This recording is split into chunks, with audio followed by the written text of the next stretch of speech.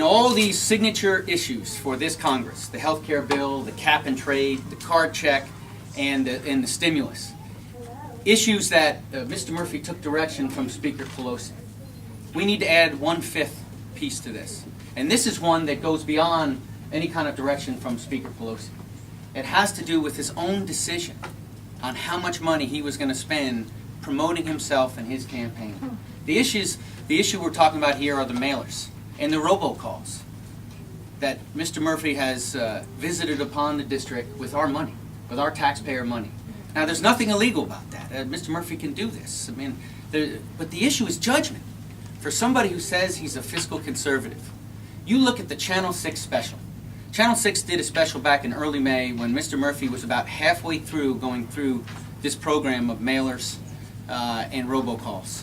And Channel 6 found that Mr. Murphy was 3rd out of 29 on spending on these items that promote himself and his campaign. Now, in comparison, look at Maurice Hinchey, who also represents a district here in New York. He didn't spend a single dime on mailers and robocalls, but yet Mr. Murphy, according to the Channel 6 special, spent nearly a $250,000. I call on Mr. Murphy today in the interest of transparency and openness, which he has consistently professed. How much did you spend of our money? Knowing that the Channel 6 special was about halfway through that effort, how much did you spend of our money to promote yourself and your campaign? Our voters have a right to know. And so, and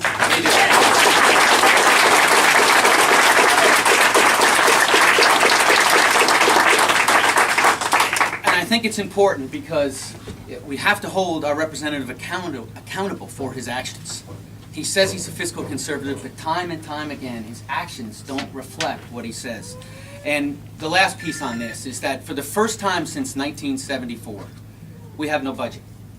Now you think about it, I could go around the room here, every family has a budget.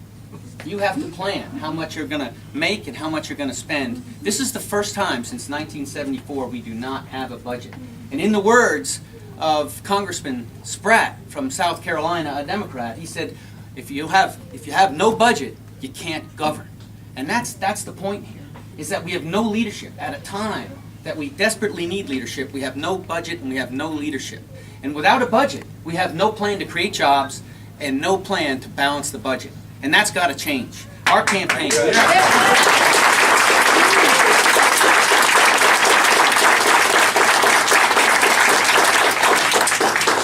Our campaign, we are building a coalition, a broad coalition that includes Republicans, conservatives, independents, Tea Party movement followers, and Democrats looking for a better way.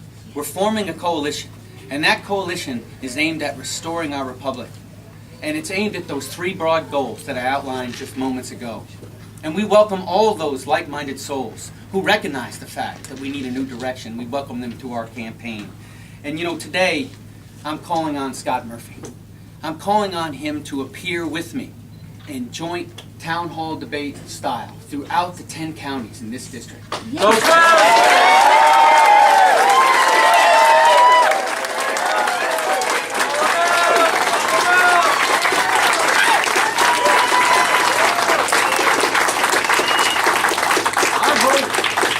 Our voters have the right to hear directly from us what our plans are to restore this republic.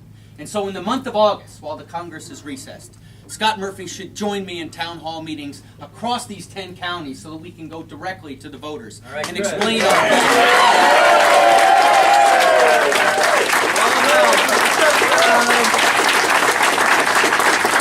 Start with half moon first. He's a flip-flop. Half moon first. Ladies and gentlemen, thank you very much for being with us. And now I'll take questions. Thank you very much. Please. You talk a lot about fiscal conservatism, but under the previous presidential administration, the budget ballooned, and those were the same people that will be your colleagues in Congress. How do you balance that? Well, first of all, let me say that I think it's fair to say that both parties have got us into this mess. And what's needed now is leadership. When those poor decisions were taken, I'll let you know that I was being shot at over in Iraq. So what I'm prepared to do is bring leadership to the Congress. Leadership that both parties need at this moment and what the American people clearly need. What we need to do is remove the impediments to growth. And we need to balance our federal budget by reducing spending and cutting the size of government.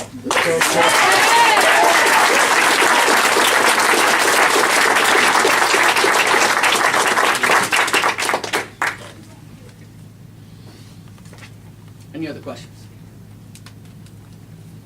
Please. Could you elaborate a little bit on how you plan to reform healthcare and what role that'll play in helping get the economy back? Yeah, well, thank you very much. First of all, I would tell you that we absolutely need healthcare reform. There isn't any doubt. When you go around and you talk to small business owners, they give you the top 3 impediments to growth. And I mentioned them. It's taxation, it's regulation, and it's healthcare costs. Every year, healthcare costs going up at triple and in some cases quadruple the rate of inflation. And so what we aim to do is repeal and replace that bill, one that's based on fundamental principles of competition. We need more competition as it relates to insurance companies. We're talking about gaining access to the nearly 3 dozen insurance companies across state lines. We're talking about fostering more competition among healthcare professionals, providers. We need more hospitals, more doctors. We need to inspire more of our youth to become doctors. That's part and parcel to the situation we're in. Competition being the first aspect of our plan. The second is transparency. We need to have more understanding of how much we're paying for healthcare.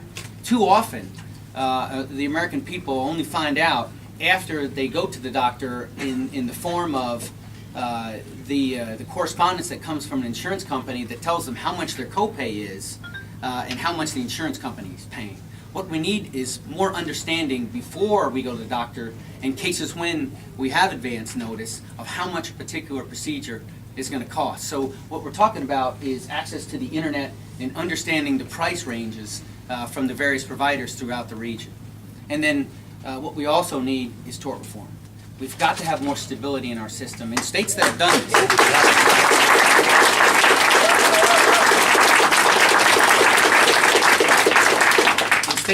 this, like Texas, we have driven down the cost of health care, and in fact, that state is actually one of the few in the union that's enjoying an increase in doctors because of the common sense principles that are being applied. So this is what we want to do in the bill that replaces the one that we just passed. Thanks for that question. Does that respond to your question? Yes, it does. Thanks very much. Yes.